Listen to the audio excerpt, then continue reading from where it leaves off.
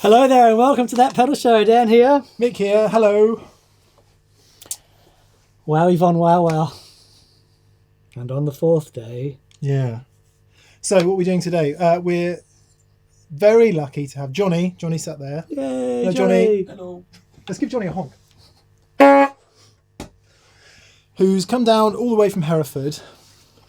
I think we were doing an episode on something or other, and we were talking about tweed amps, and Johnny sends us an email and says, Oi, chaps, have a look at this list, and if there's anything you like on this list, I'm really happy to bring it down for you to have a schwang through. So we read the list and we're like, no way. So we thought, our original intention was to do like a tweed thing, but Johnny has such a spectacular collection of things. We thought we would just pick a few key pieces and have a little chat about some old amps. We played old amps before, but having the luxury of having a couple here is magic. So on the menu today are these two fantastic Princetons, which we'll tell you about in a minute. A 65 JTM45, 1958 Bassman, and I think a 65 Super Reverb. Just a few things he had lying around. Throw them back in the back of the van. Head on down, see the boys. Absolute cornerstones in guitar amplification, like really seminally important amplifiers that have shaped most of what's come after, or at least been a super important stepping stone in that lineage. No other reason. No, this is as bad as self-indulgent as we can get, but Hooray. Hey, hurrah. Of course, what we should have done is got new versions of them and put them next to each other, but I don't think that would be very fair. Maybe that's for a day in the future. Sure. Okay, so Where do we start? Let's start chronologically. For anyone who doesn't know, Leo Fender and Doc Kaufman started making amps before Leo Fender made guitars in the 1940s. He was Kaufman. He was Kaufman, wasn't it? Was that his name, Doc Kaufman? Yeah. So they made amps K&F. And his uncle. Tell me how you loved in the park. He wasn't there. We talked about Andy Kaufman in the last video. Great hair. Ah, amazing. Great hair. Thank you. So they were K&F amps, and then that became Fender, and because before there were these things that we recognise, there were other types of guitars, lap steels, hollow bodies and stuff. So they were making amps before Leo Fender made... The amps came first. Yeah. Then the guitars. Well, these, yeah. Right. That didn't come along until 1950, and he was making amps in the 40s. Right, okay. For steel guitar players, and also, I guess, big body things before they made guitars proper. Maybe that will come up in viewer comments and questions. And the early ones were, the very, very early ones were made out of wood, and then came tweed, which is the most popular early Fender design. That lacquered tweed that you see, or not lacquered in some cases, looks like cloth because it is. Then in about 1960, brown face came along, They went from being tweed to being covered in Tolex, which was that kind of brown colour for a while. Then there was a creamy coloured one. But the brown's only 2 or 3 years, isn't it? Yeah, I the think brown till face. 63. Right. Something like that.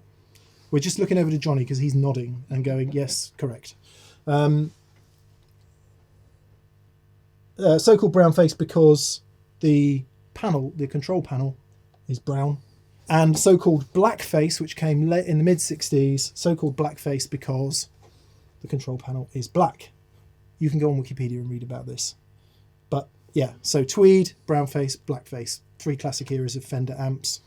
And then after Fender got bought by CBS in 65, on it went, and then they eventually became silver face, so the top panel became silver, and then we get into modern day and everything changed and blah blah blah. But as far as classic Fender amps goes, tweeds, which we're going to have a look at in a minute, brown face and black face. And there were design changes along the way, as much as to change the sound of it, also to deal with the components that were available of the time that they were designing and building the amplifiers. Yeah, because we're dealing, Josh Scott covered this in a recent video that we did, but you're dealing with new stuff becoming available, new types of various electrical components, presumably transformers getting bigger, because the rush was more power. Guitar players weren't loud enough as bands got louder. So they needed more power, and they needed more clean power, but of course, as we know, what happened was you turn them up and they sound great. So 1962 Princeton. Right. So the Princeton amp has 4 controls, which you can see: volume, tone, and then 2 controls for the onboard tremolo or vibrato. Tremolo, actually. It has in the back an Alnico 10-inch speaker and 2 inputs, one presumably a few dB louder or quieter than the other. Almost for a microphone, wasn't it? Yeah, I don't know. Did harp players use these? Maybe. They certainly used deluxes. Right. Yeah. Come on then, Dan. Okay. So we've got it set up on the board here. So I believe preset 11 is the silver, the Black black face. face. Yep. 12 is the brown one. Okay. Switch me over.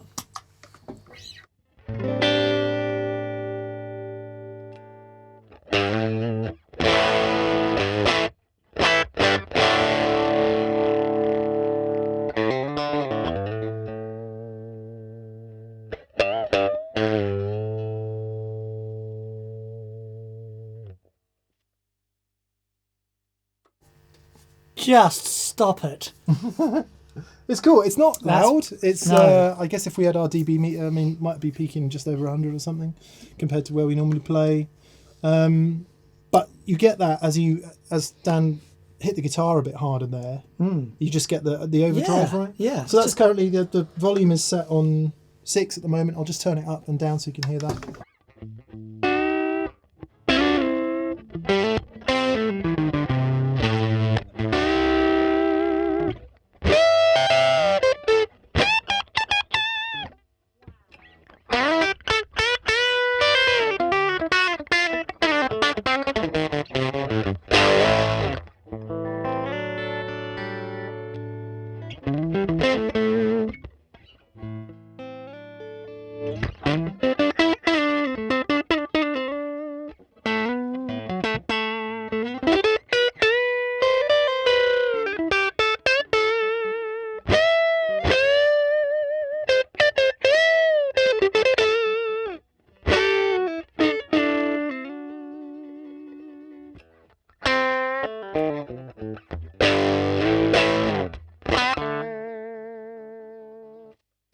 Just beautiful. So all those overtones and all that stuff you're hearing, is that transformer or is that other stuff?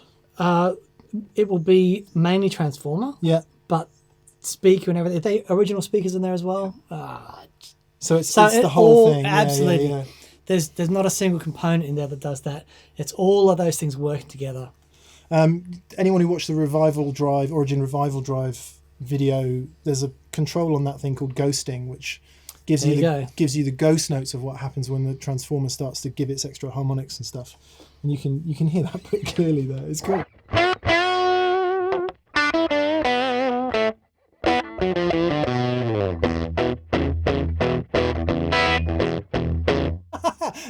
So the speaker's giving up nicely there.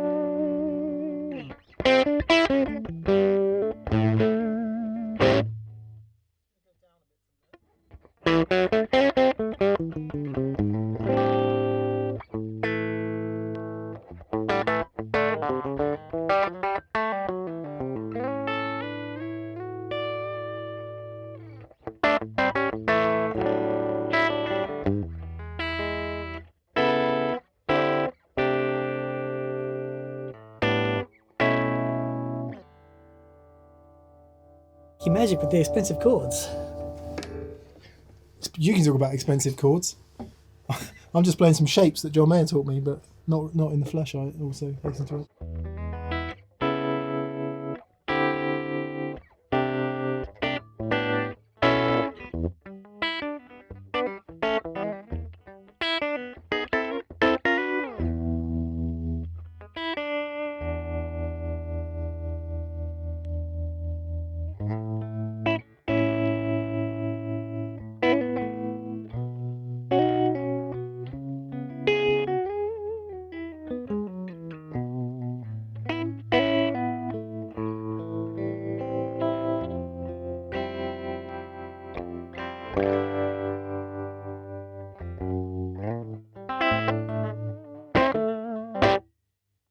Nice. So we've got some trem, the amp's trem going there. Mm-hmm.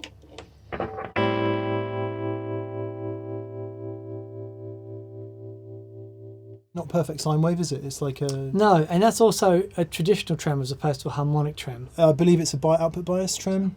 Yeah. So it alters the bias of the output tube so it gets louder and quieter. And what were the amps that had the harmonic trem in them? The Super. The Super? Okay. Yeah, had of the similar period. Right. This is 62. Yeah. So the Super was an amp of that ilk as well, but no reverb by that point. You will have noticed. So it's drier than a nun's wine glass. Steady.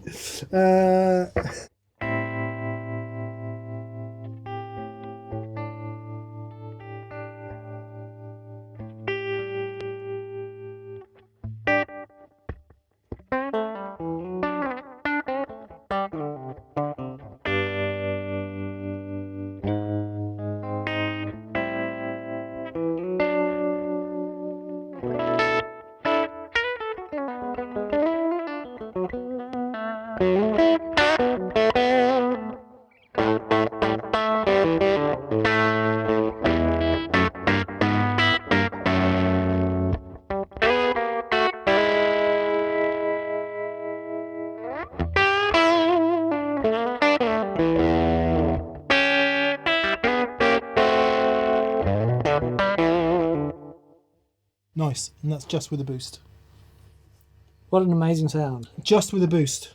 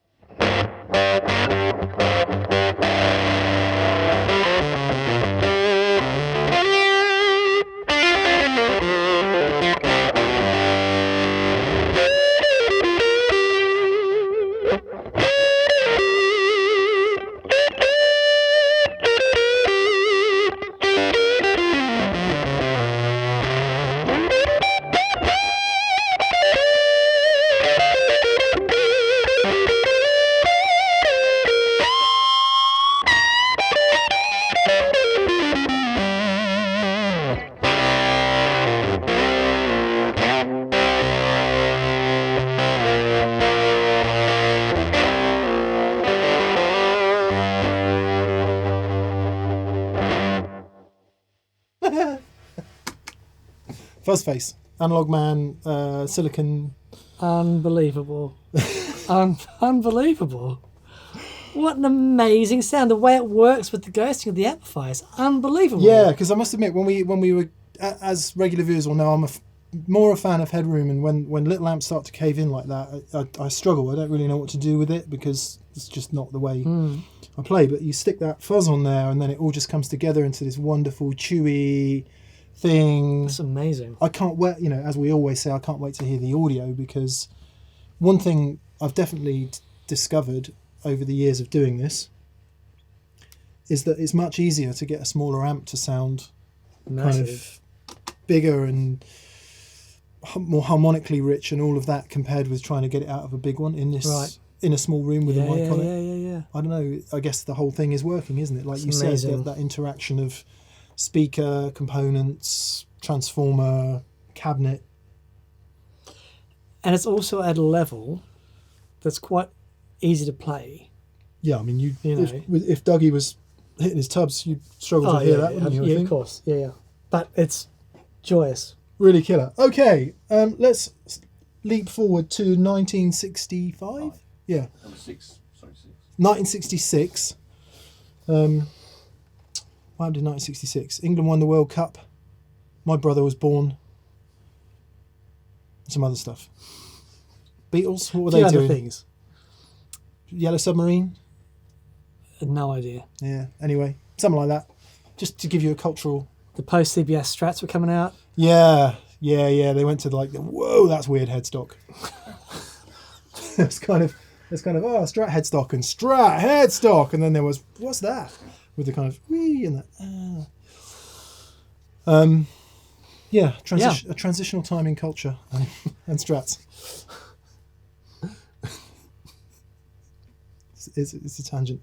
Okay, so now we move to the classic blackface, and I guess probably more people are aware of the classic blackface because this is what's been the Fender reissue for so long, and everyone talks about blackface amps. So where brownface was definitely kind of a stepping stone between the Tweedy type circuits and the blackface type circuits. So the Tweeds were kind of mid-pushed and gained higher and more aggressive, and as a general rule, and the blackfaces were, I guess, more negative feedback, slightly scoopier mid-range, because I guess they were adding power, so they were trying to get more efficiency. So the whole thing got tamed down a little bit. So you get that classic generalization here, but that classic Blackface Fender sound. Scoopy. mid-scoops Yeah, right. sound. Let's have a listen to it. Oh, look at that. First go, Dan. Second go.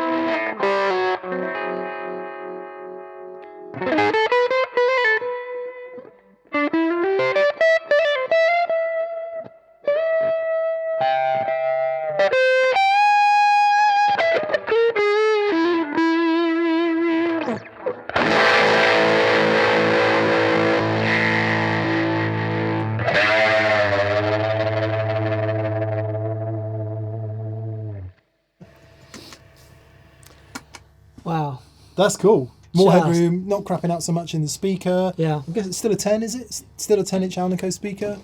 A little bit of reverb in there. Yeah, so obviously the big change between that amp and this amp, apart from the rest of it, is the addition of reverb. Not quite sure when reverb came along. I guess it was 62, 63, something like that. Thereabouts. And now it's called the Princeton Reverb amp. And boy, oh boy, that sounds nice. Just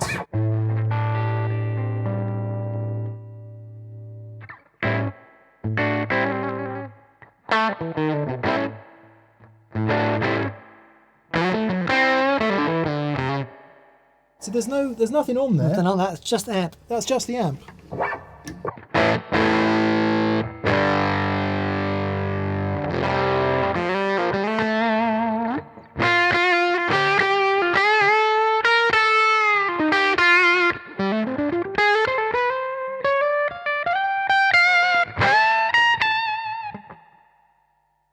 I think that was a deluxe, actually, not a Princeton. There you go. I think it was a Les Paul and a deluxe. That's cool. Such a great sound. Yeah, it breaks Such up a very great differently sound. to the modern ones I Yeah. played. It's kind of got a smoothness there.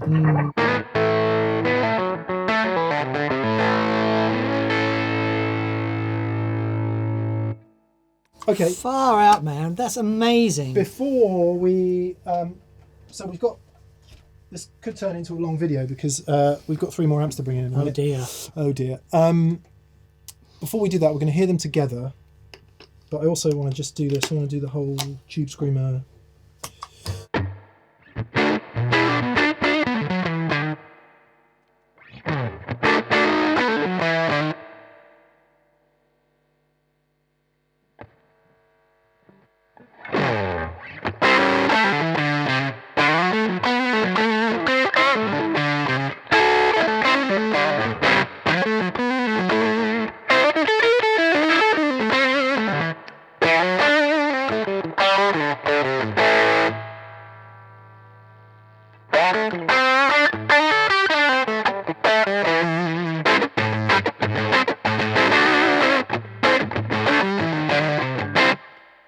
Man, it's going to sit in a mix so well. Just going to really crank the reverb a minute.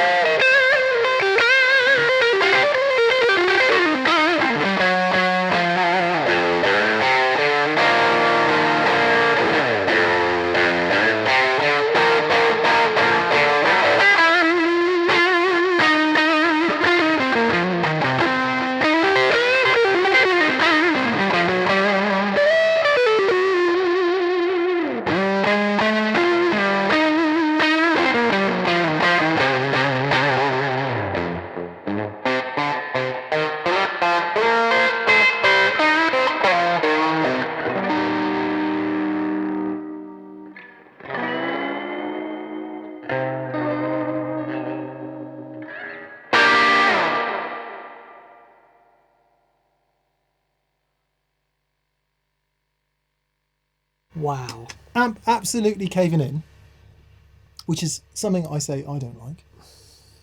But then it just did this, took the bass out of the amp a bit. Obviously the Tube Screamer rolls a bit off anyway. Plenty of level, hardly any gain. What a sound! And that reverb, that drippy reverb. Because I think it goes, presumably, one would assume there's an extra tube stage for the reverb. So you're going to be overdriving that as well, and everything's going to be cooking. Wow, that's Oh amazing. man, That's amazing. this is going to get expensive. Okay, Boy, oh boy. let's hear them together because we should. That has worked. That has worked. How long have I had my G2 down? A little while. It's all good.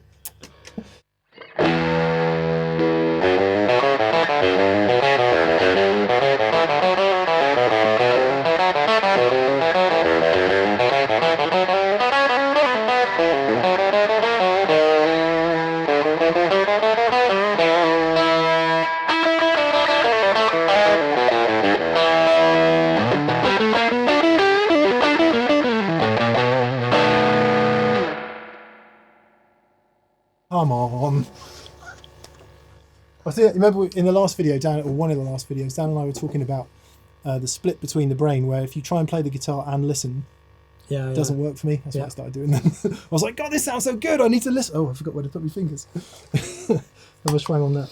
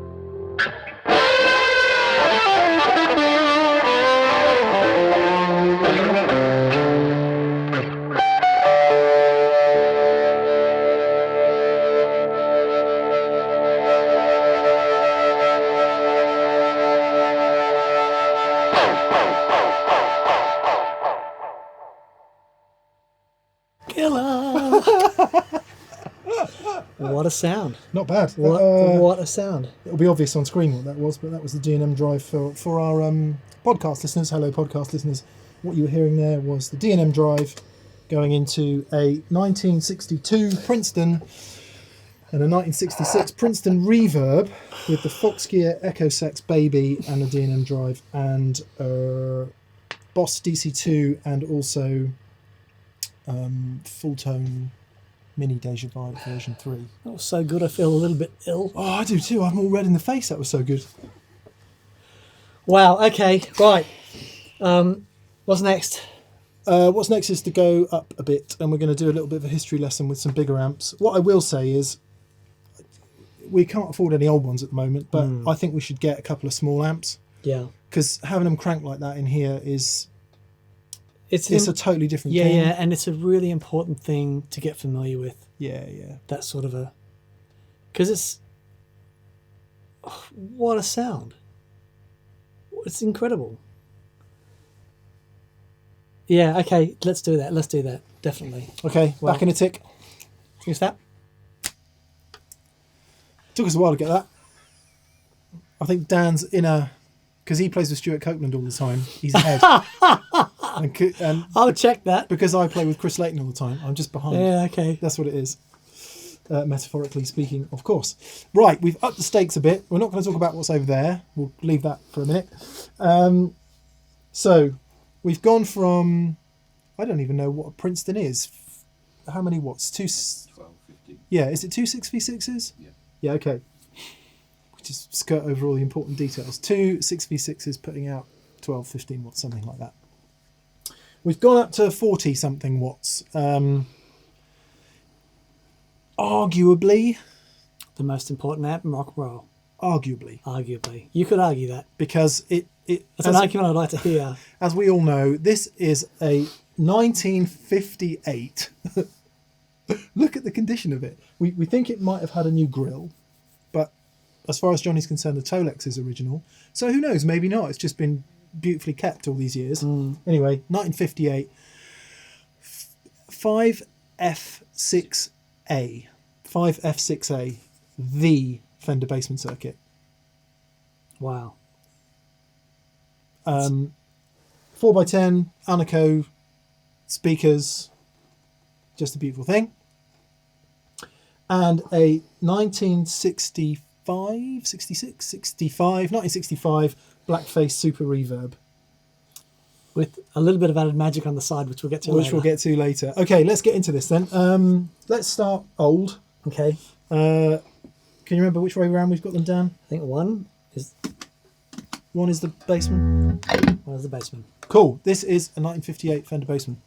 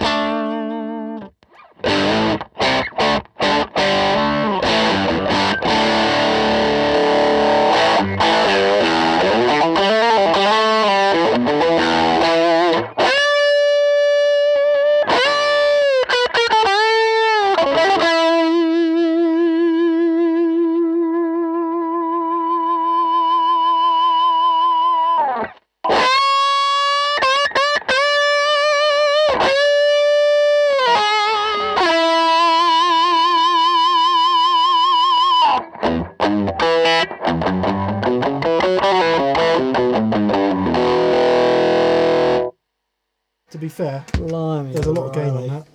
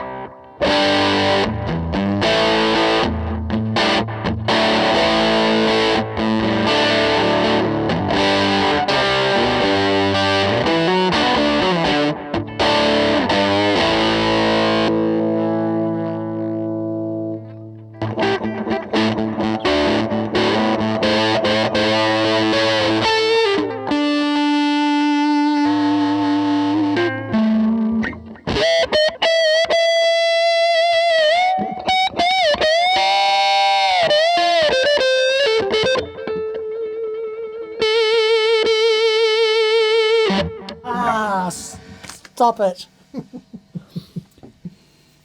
Sounds. Why haven't we got a Bassman? I mean, we haven't got a 58 Bassman, but why haven't we got any Bassman at all? That's crazy. Always said it, but you'd like it. I'm just wondering, does it have anything to do with the tens? Those 4 tens working together. I mean, I don't know. Well, sorry. There was a with the Princetons we had before. Those tens working together. I don't know. Well, hold that thought then, because let's move on to the Super. I had a reissue of one of those. Did you? Sounded nothing like that. And it was crazy headroom. Yeah. And spiky. Yeah. So what have we got in there? Two 6L6s and a valve rectifier. Yeah. Right. That's amazing. Mamma mia. Okay, right, let's move on to the Super. So we've come forward from 1958 to 1965. We've gone from classic tweed, narrow panel, and everything we know about that. I'm pleased you pulled out the Gretsch. Far out, man. What a sound. So the sound of various Pete Townsend stuff where he plays the Gretsch into a bandmaster, which is not quite the same thing, but it's a 3x10, not as powerful, but that crazy overdriving. And we were teetering on the edge of it there, I thought, which was pretty nice. Nice. Okay, let's move on to the Super Reverb. Now, Super Reverb is getting on for Fender's most famous amp ever, probably, in terms of stature anyway, favoured by all kinds of blues players down the years. Look, there's one. Yeah, there's our reissue. And you hear the reissue, I'm going to stain the grill that colour with tea and stuff.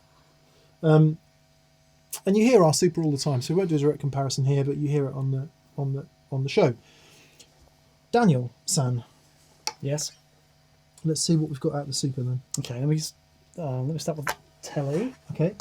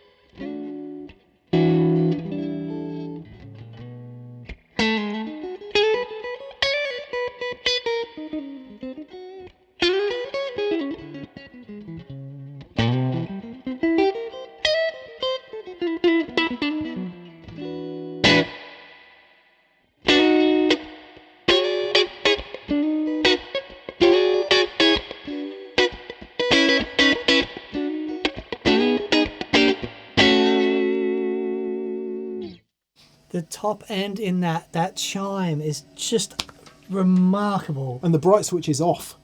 Here's the bright switch on.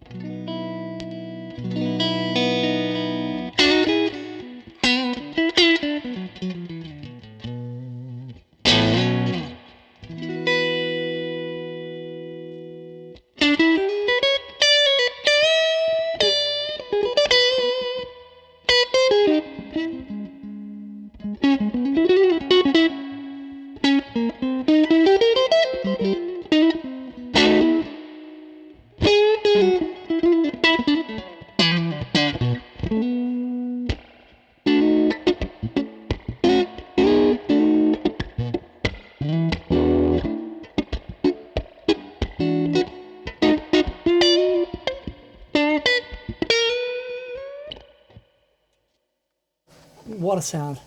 What a sound.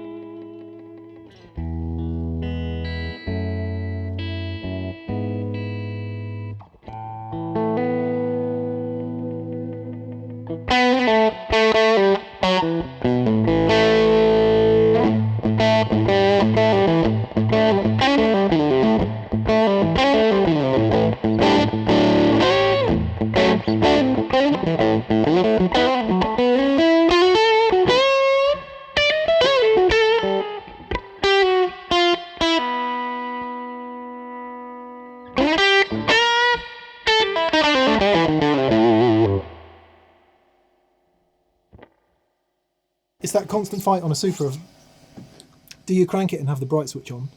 Right. Or do you have it low and have the bright switch off? Because logic would dictate you do it the other way around, because obviously the bright switch is there to add presence when you're at low volume, but actually it needs to be overdriving, in my opinion, for that bright switch to really do its thing. And of course, what idiot wouldn't play a Strat with a Super Reverb? Oh.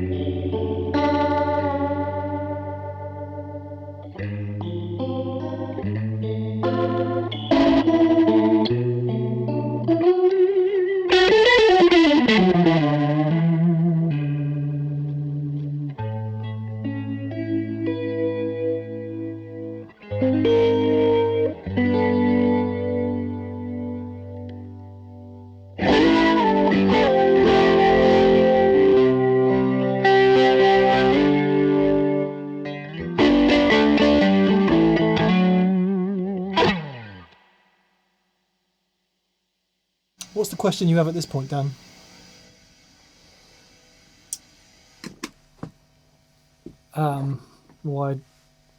Why doesn't our Super sound like that? That's question one. Question two is, wouldn't it be great if we had an actual real version of a rotating speaker? Wouldn't it? He's all emotional now. It does sound absolutely godlike. Hang on. How does it work? Let's Right. see if we can work it out. Yeah. So, the thing we weren't going to speak of is actually a proper Fender Vibratone, which Johnny has also brought. What year is this, Johnny? Any idea? 69. 69. Yeah, everybody has some fun. Yeah. So, it's not bad. Twice in one video. Now, this has a thing that hooks it up to the Super. So, if you can work it out, Dan. got it.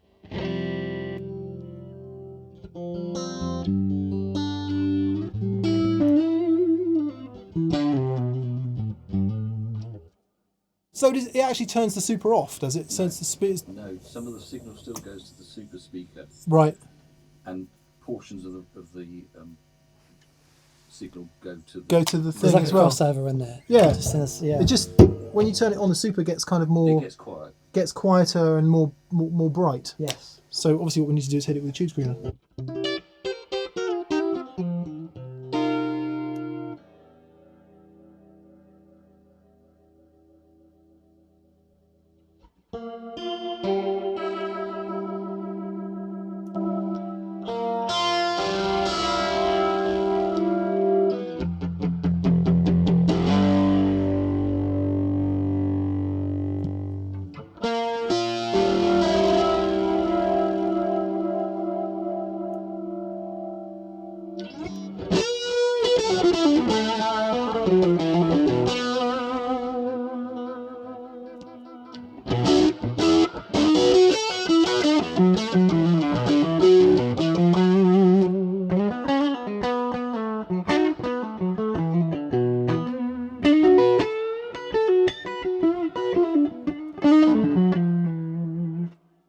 We've switched in the other amp there. I did. I've put on both of them.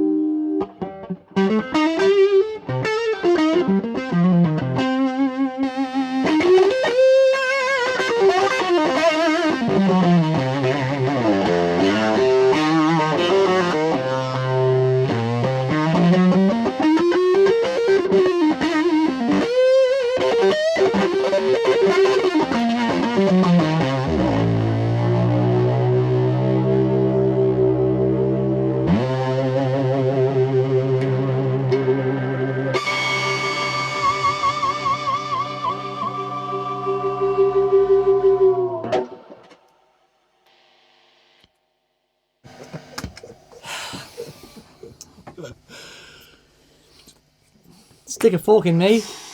I'm done. I don't don't really know what to say about that. It raises more questions than it answers for me. As always. So, what we learned. There's one more thing left to do, which we'll do in a sec, but there was no point to this video other than plugging a couple old things in and being in a very lucky position. Johnny, thank you so much. Yes, thank you, Johnny. You bloody legend, Johnny. It's quite the experience. It's dispiriting in a way because life's going to get more expensive from here, isn't it? But I think what it reminds me of, you go along in your playing life and you say things like, oh, I only like amps with high headroom, which is the kind of thing that I would say, and oh, I don't like the way old amps have got so many artifacts and just break up in horrible ways and add so much overtone, and one of the reasons for that might be because I'm used to hearing modern simulations of it. But actually, when you plug into the real thing, it is palpably different. I mean, it is palpably different. And just to really throw the cat among the pigeons and get some fire going for our comments and questions on Monday, no modelling amp in the world sounds anything like that whatsoever. Well, if a valve reissue doesn't sound like that, caveat, once you get it recorded in a mix in headphones, it's and you're listening to it in the context of a song, it's much, much, much harder to differentiate. But sat here in the room, it's a visceral, physical, crazy experience. Can you use it in modern day? Don't know. I'm sure you can. I mean, that's just an epic sound. It is absolutely epic. I mean, it's loud. It's really loud. It's probably as loud as we've played in here, apart from when we cranked the high watts that day. Right. Ish. Yeah, I'm on my head is a sea of questions at the moment. Like I said, I had the reissue of that. It sounded nothing like that. I mean, I'm looking for there's a compression that's happening in that amplifier, but it's so sweet, and I don't understand it. The top end in this thing is as chimey as any amplifier I've ever heard, but it's beautiful and it's not hurting. You know what I mean? There's what? You have bright amplifiers that are really harsh. Yeah. As bright as that is. Actually, to be fair, the reissue amp that we use a lot, that's a real. So there was one point there where I stepped on the fuzz face, and normally a fuzz face into a super reverb, you'd think, really? It was awesome. Very nice indeed. Yeah. If anything, it was probably causing the Bassman a few more problems. Right. In terms of that real kind of barking. Sure. But then that's all part of the sauce, isn't it? How fascinating. How fascinating. Hey, big up for this too. Oh, the man. Echosex. We've done that. We've done that in a pick and mix. It may be out by the time this video is out. It may not be, but I think that's staying on. I like that a lot. Yeah, I'll have to get one as well. Kiko. Thank you, Kiko. If there's one thing we really care about on that pedal show, it's continuity. So we're going to say our goodbyes, and we're going to play out on an amp that sits between these two in terms of lineage. It's well documented how the Marshall JTM45 came from the Fender Bassman. You can go on Wikipedia and read all about that, or somewhere else. So we're going to play out on a JTM45, maybe a bit of Les Paul, and have some fun with that. But for now, thank you for watching. Thank you so much for watching. Massive thank you to our patrons on Patreon, guys. Thank you so much. We really appreciate it. Couldn't do it without you. If you feel so inclined, you could head over to thatpedalshowstore.com. Have we got anything new in the store? I don't know. Let me think about that. Yeah, maybe, I don't know. Maybe there was a couple of new things in the store. We got some trucker hats and we got some beanies. Bubble beanies. Bubble beanies, especially for the cold weather. If you live in the northern hemisphere, it was -3 today when I started out. All the people in Canada going, great t-shirt. I'm Australian. I get 10 degrees here. I'm still getting my jumper on.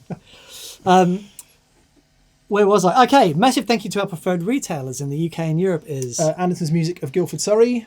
In the US of A. That would be Riff City Music. And in actually, it's Riff City Guitar. Riff City Guitar. Riff City Guitar. Hello to everyone from Riff City Guitar. We hope to see you soon. And also from Australia. would be Pedal Empire of Brisbane, Queensland. Wunderbar. They don't. Well, they actually. Matt might have some old amps. Matt's got an amazing array of stuff. He gets rock stars pop into his shop whenever they're touring Brisbane, you know. Awesome.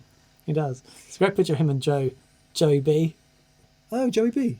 He's got a few of these. He does have a few of those. Okay. Anyway, thank you guys so much. Have a great week. And here's Mick to play you out.